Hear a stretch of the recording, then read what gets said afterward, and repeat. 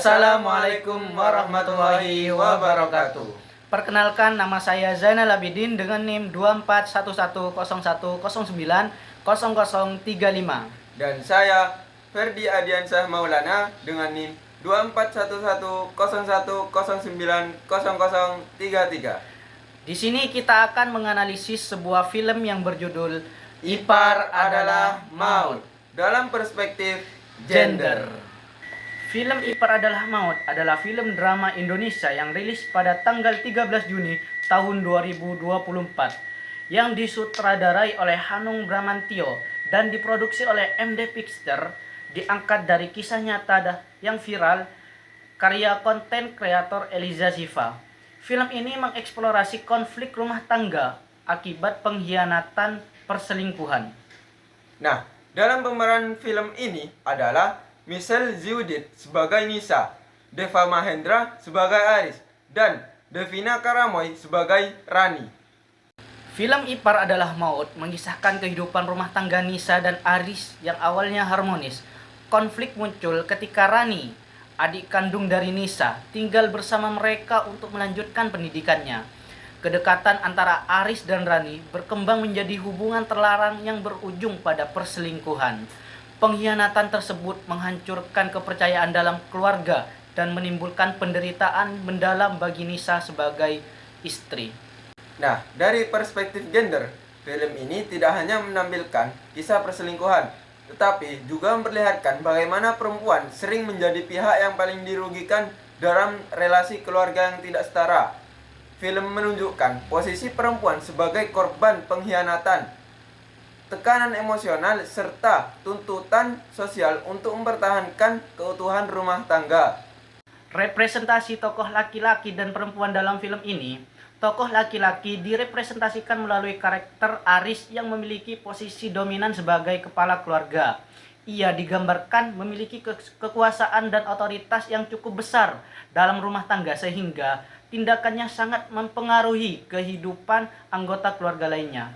Sementara itu, tokoh perempuan direpresentasikan melalui Nisa dan Rani. Nisa digambarkan sebagai sosok perempuan yang setia, penyayang, sabar, dan berusaha mempertahankan keluarganya meskipun menghadapi berbagai cobaan. Di sisi lain, Rani digambarkan sebagai perempuan muda yang awalnya berada dalam posisi rentan, tetapi kemudian terlibat dalam hubungan yang merugikan perempuan lain. Representasi ini menunjukkan bahwa perempuan seringkali dikaitkan dengan peran emosional dan domestik dalam kehidupan berkeluarga.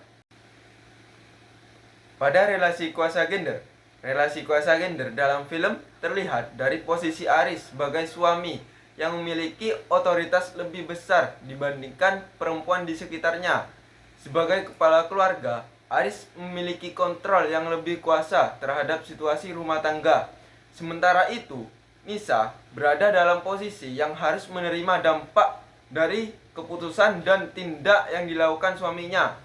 Kondisi tersebut mencerminkan adanya ketimpangan kekuasaan antara laki-laki dan perempuan yang masih banyak ditemukan dalam kehidupan masyarakat. Film ini menunjukkan bahwa perempuan seringkali menjadi pihak yang harus menanggung konsekuensi dari tindakan laki-laki, baik secara emosional maupun sosial.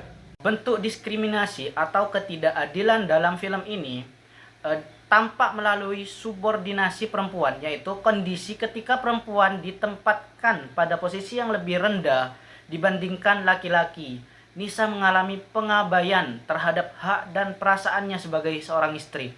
Selain itu, ia juga menghadapi beban emosional ganda karena harus mengatasi rasa sakit akibat pengkhianatan sekaligus menjaga keutuhan keluarganya. Film ini juga memperlihatkan bagaimana perempuan sering menjadi objek dalam relasi yang dibangun berdasarkan kepentingan laki-laki. Dalam kehidupan nyata, perempuan korban perselingkuhan sering kali menerima tekanan sosial yang lebih besar dibandingkan laki-laki yang melakukan perselingkuhan, sehingga mencerminkan adanya ketidakadilan gender dan masyarakat pada film ini. Nah, pada narasi, dialog, simbol, dan adegan penting.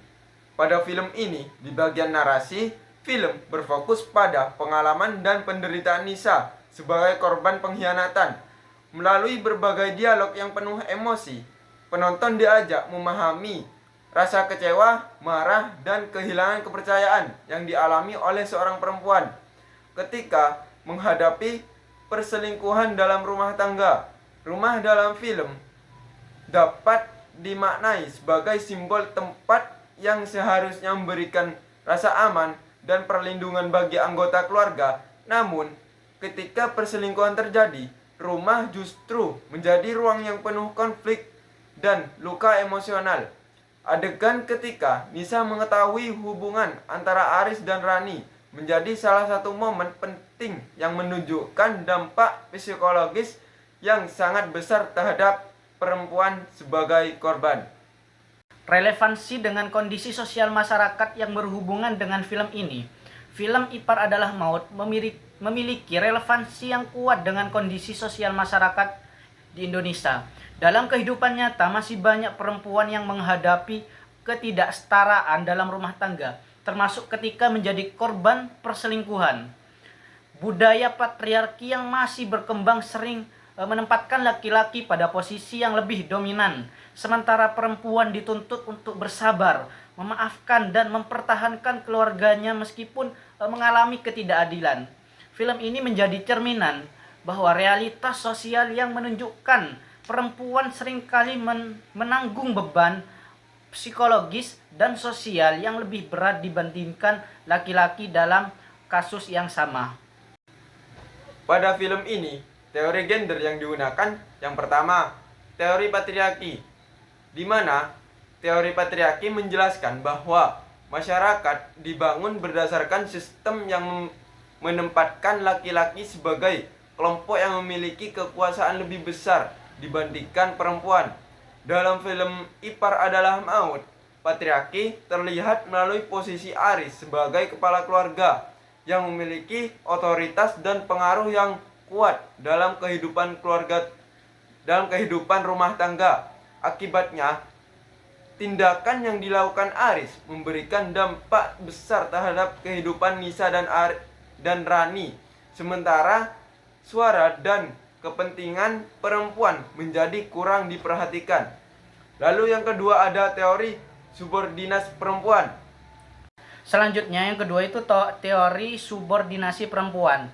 Teori subordinasi perempuan menjelaskan bahwa perempuan sering ditempatkan pada posisi yang lebih rendah dalam hubungan sosial maupun keluarga. Dalam film ini, Nisa mengalami subordinasi karena hak dan perasaannya sebagai seorang istri itu diabaikan oleh suaminya. Ia harus menerima konsekuensi dari tindakan yang tidak dilakukannya, sehingga menunjukkan bagaimana perempuan sering menjadi pihak yang dirugikan dalam relasi yang tidak setara di film ini.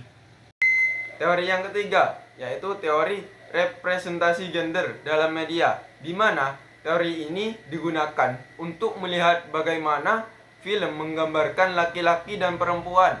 Dalam Ipar Adalah Maut, perempuan digambarkan sebagai sosok yang emosional, penuh pengorbanan, dan bertanggung jawab menjadi keharmonisan keluarga. Sebaliknya, laki-laki digambarkan memiliki kebebasan dan kekuasaan yang lebih besar dalam mengambil keputusan. Representasi tersebut menunjukkan bagaimana media sering memproduksi konstruksi gender yang berkembang dalam masyarakat. Refleksi nilai isu gender dalam film ini. Film Ipar Adalah Maut memberikan refleksi penting mengenai nilai kesetaraan gender dalam kehidupan keluarga. Film ini mengajarkan bahwa hubungan yang sehat harus dibangun atas dasar kepercayaan, komunikasi, dan penghormatan terhadap hak masing-masing pasangan. Selain itu, film ini menyampaikan pesan sosial bahwa pengkhianatan dalam rumah tangga tidak hanya merugikan pasangan, tetapi juga berdampak pada seluruh anggota keluarga. Dari film ini, penonton dapat belajar mengenai pentingnya menjaga komitmen, menghargai pasangan, dan membangun relasi yang setara.